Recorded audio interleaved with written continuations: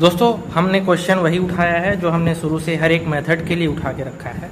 तो x plus y equal to 14, x minus y equal 4। तो दोस्तों इसको मुझे सॉल्व करना है किस मेथड से, बीजगुणन विधि से। तो इसके लिए मैंने आपको पहले ही बताया है कि बराबर के उधर कोई भी डिजिट नहीं होनी चाहिए सिवाय 0 के। तो इसको आप क्या करोगे, पक्षांतर कर दो। तो x प्लस वाई प्लस है तो इधर आएगा तो माइनस का 14 equal to 0, x minus y plus है इधर आएगा तो माइनस का 4 equal to 0। Equation first, equation second.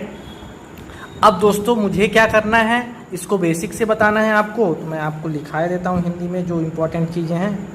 समीकरण एक को, जो बीजगुणन का व्यापक रूप था उससे हम इसकी तुलना कर रहे हैं। तो समीकरण एक को a1x plus b1y plus c1 equal to 0 से, तथा समीकरण दो को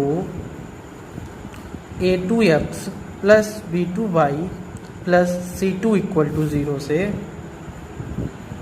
तुलना करने पर, देखो a1x b1y c1 से समीकरण एक की तुलना कर रहे हैं। तो a1x की जगह पहला टर्म इसका देखो क्या है दोस्तों, x है।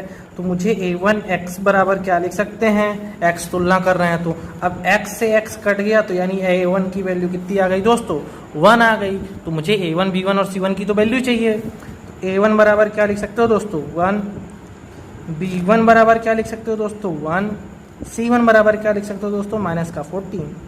a2 equal to 1, b2 equal to minus का 4, b2 इक्वल टू माइनस का 1, c2 इक्वल टू माइनस का 4।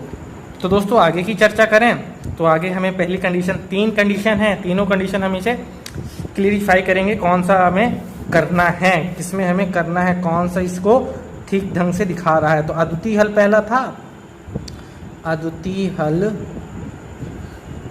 होने के लिए, अद्वितीय हल होने के लिए क्या होगा दोस्तों, a1 अपॉन a2 बराबर नहीं होना चाहिए b1 अपॉन b2 को, यही होना चाहिए ना।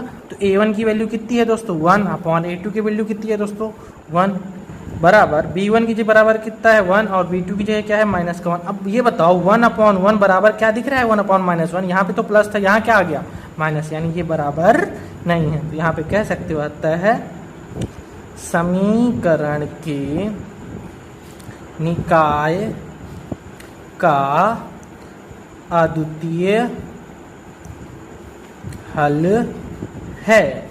तो समीकरण के निकाय का कौन सा हल है दोस्तों, अद्वितीय हल है। तो जब अद्वितीय हल होगा, याद होगा आपको मैंने बताया था, जब अद्वितीय हल होगा तभी हम बीजगुणन के कोई भी क्वेश्चन सॉल्व कर सकते हैं। तो उसके लिए हम कौन सा फार्मूला लगाएंगे, x बराबर b1c2 minus b2c1 upon a1 b2 minus का a2 b1। अब क्या करना है, a1 की जगह a1 की वैल्यू 1 इंटू c2 की जगह कितना है माइनस का 4, दो साइन एक साथ आए तो आप क्या लगा दो कोष्टक, माइनस b2 की जगह b2 की वैल्यू माइनस का 1, c1 की जगह c1 की वैल्यू माइनस का 14 अपॉन a1 की जगह a1 की वैल्यू 1 इंटू b2 की जगह माइनस का 1 इंटू a2 की जगह 1 इंटू b1 की जगह भी 1। दोस्तों माइनस 4 का 1 के साथ मल्टीप्लाई होगा तो माइनस का 4, माइनस और माइनस प्लस, प्लस और माइनस, माइनस 14 1 जा 14 अपॉन माइनस 1 का 1 के साथ तो माइनस 1, 1 1 जा 1। तो माइनस 14 माइनस 4 आ जाएगा माइनस का 18 अपॉन का माइनस का 2, माइनस और माइनस कट गया, 2 9 जा 18। तो x इक्वल टू आप कह सकते हो कितना आया दोस्तों, 9। x की वैल्यू कितनी आई, 9। अब हम किसकी वैल्यू निकालेंगे दोस्तों, y की। तो y की वैल्यू निकालने के लिए c1 a2 minus c2 a1, आपको फार्मूला याद होगा तो आपसे ये मेथड आपसे बन जाएगी, a1 b2 minus a2 b1। c1 की वैल्यू देखो दोस्तों, c1 की वैल्यू कितनी, माइनस का 14 इंटू का a2 की वैल्यू 1, c2 की वैल्यू देखो तो माइनस का 4 इंटू a1 की वैल्यू कितनी है दोस्तों 1 अपॉन, इसकी जगह मैं डायरेक्ट लिख दूँ माइनस का 2 तो कोई दिक्कत, क्यों, क्योंकि a1 b2 minus a2 b1, a1 b2 minus a2 b1 क्या आया था मेरे पास माइनस का 2, पूरा करने की जरूरत ही नहीं है।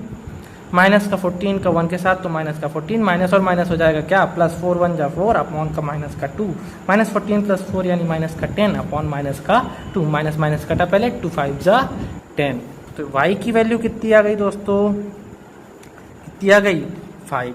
तो x और y की जो वैल्यू आई है आप यहाँ पे नीचे हर एक समीकरण में सॉल्व करो तो आपको लिखना है आता है। समीकरण के निकाय x = 9 तथा y = 5 हैं।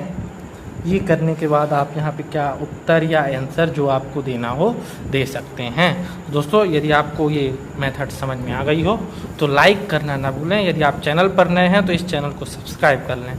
अगली वीडियो पर हम चर्चा करेंगे एक्सरसाइज 3.3 की प्रतिस्थापन विधि से एक एक क्वेश्चंस को डिस्कस किया जाएगा, कैसे हम सॉल्व करते हैं एक एक क्वेश्चन को।